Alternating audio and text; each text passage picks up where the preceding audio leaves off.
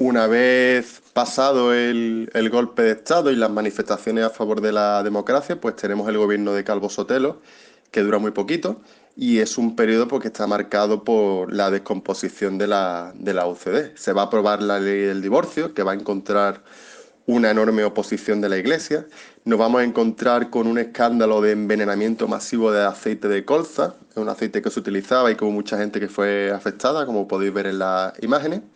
Y en mayo de 1982 España va a entrar en la OTAN, aumentando la oposición de los partidos, como el Partido Socialista, que prometía un referéndum, es decir, una votación popular, si ellos ganaban las elecciones, para que la gente decidiera si se iba a la OTAN o no se entraba en la OTAN. Bueno, en esta situación, en 1982, finales del 82, se convocan unas elecciones generales y la victoria es abrumadora por parte del Partido Socialista, que consigue más de 10 millones. La UCD prácticamente desaparece, se queda en 12.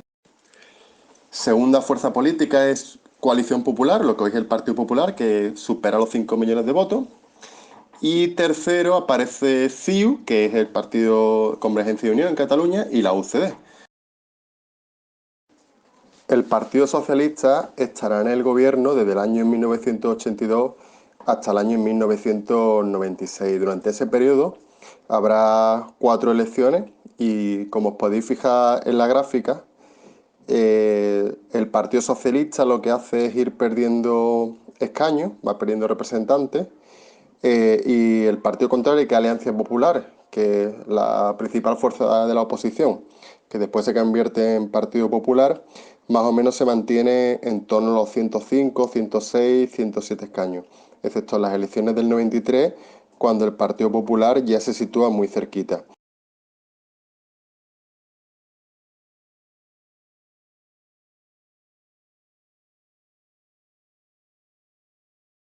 Y, y bueno, tenéis eso, el PSOE tiene 202, después 184, 175, 159, es decir, va perdiendo credibilidad y por eso los votantes pues van dejando de votarle, o eso es lo que se intuye de aquí.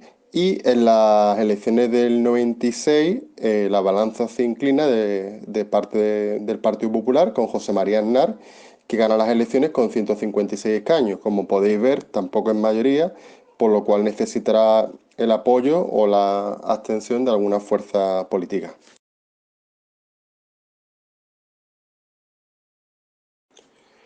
Durante estos 14 años, donde el presidente de gobierno es Felipe González, España experimenta una serie de cambios en todos los aspectos. El cambio más importante que se produce, o uno de ellos, es el cambio económico. Se produjo un fuerte reajuste de lo que es el aparato productivo del país. Se reconvirtieron sectores industriales que estaban obsoletos y que eran poco competitivos. Todo eso generó despidos, jubilaciones anticipadas de muchos trabajadores, generando manifestaciones, protestas, huelgas como la del 88.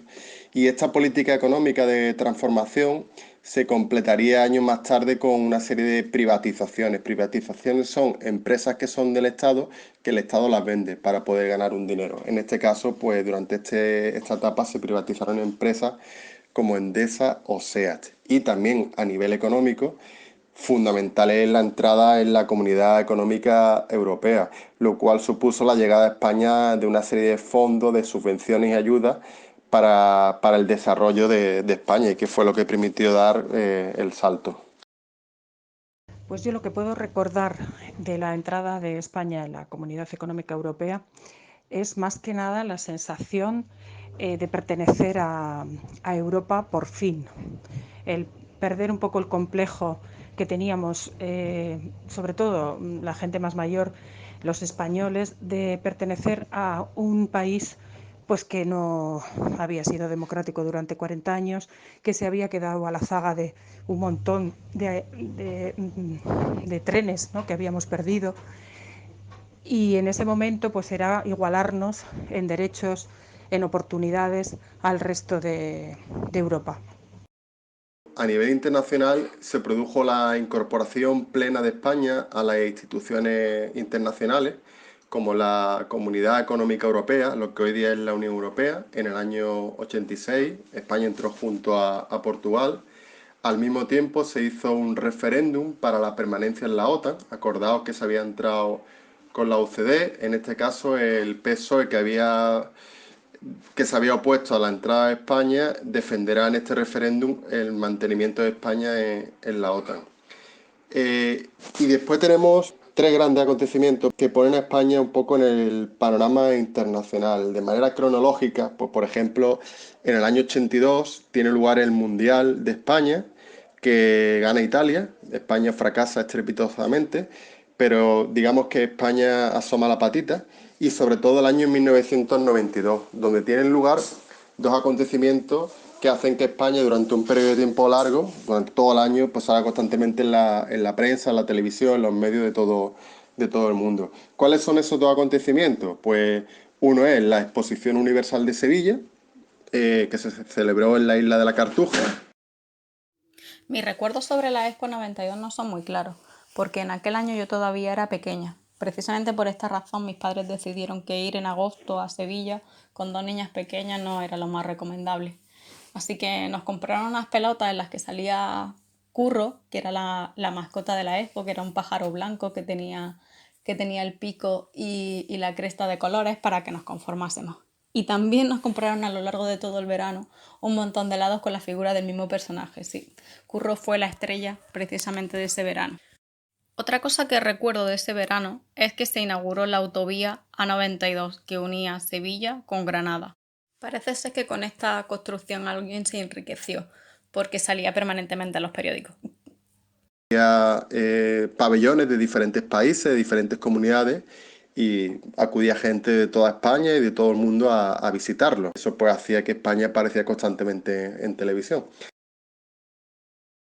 Y el otro gran acontecimiento, más concentrado en el tiempo, que es en verano, son los Juegos Olímpicos.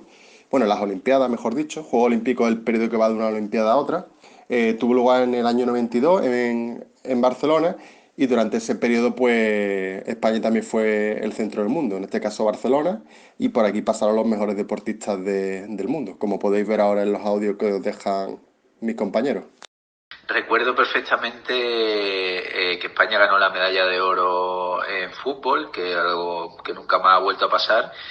Y recuerdo bien aquel equipo, ¿no? Que era un equipo hecho con gente que ya despuntaba en el Barcelona de Cruyff, y que, bueno, pues luego tenía gente tan curiosa como, por ejemplo, Kiko Narváez, ¿no? Que era el delantero centro estrella de nuestra selección. Tengo recuerdos, por ejemplo, del maravilloso equipo que hizo Estados Unidos de baloncesto, que esto se acordará también bien vuestro profesor, que yo creo que por muchos Dream Team que hayan venido después,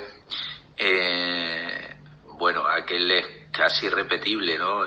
Recuerdo también, y será para siempre quizá el recuerdo más brillante que yo tengo de esa Olimpiada, el partido que hizo Dražen Petrović con Croacia jugando contra Estados Unidos. Algunas de las vaciladas que le hizo a los jugadores NBA, algunos de los mejores jugadores de todos los tiempos de baloncesto, ese extraordinario jugador croata, que era Dražen Petrović, que luego murió muy joven. Recuerdo la inauguración de los Juegos Olímpicos, el día del Apóstol Santiago, el día del patrón de España, esos 4 olas, esa ceremonia que yo creo que marcó un antes y un después en la historia de los Juegos Olímpicos, en ese tipo de ceremonias. Y en lo deportivo, pues evidentemente pasar también de ser un don nadie, de apenas conseguir pues algún que otro diploma olímpico, alguna que otra medalla, a conseguir el gran salto, si no me equivoco, de una veintena de medallas. Y claro, hay momentos estelares, ¿no? La final de fútbol, que hasta ese momento fue lo que más éxito, la medalla de oro que tenía nuestro fútbol. Luego ya llegaría la Eurocopa y el Mundial en el 2010. Fermín Cacho, como apenas a 200 metros, en la final de 1500, a 200 metros, pues bueno, de una carrera, pues con esa estrategia de mantener un poco a raya a los favoritos, a los etíopes, a los marroquíes, pues al final él pegó ese arreón, ese sprint, y siempre, ¿no?, con la cabeza diciendo a ver si no me adelanta nadie, y aquella carrera fue, bueno, pues claro, él es exultante, y el estadio y bueno, y todos los que estábamos viendo en la tele, pues fue una cosa increíble, vamos, fue yo creo la medalla que más se disfrutó ¿no? Y él como también lo expresaba el propio Fermín Cacho, ¿no?, porque era una cosa increíble.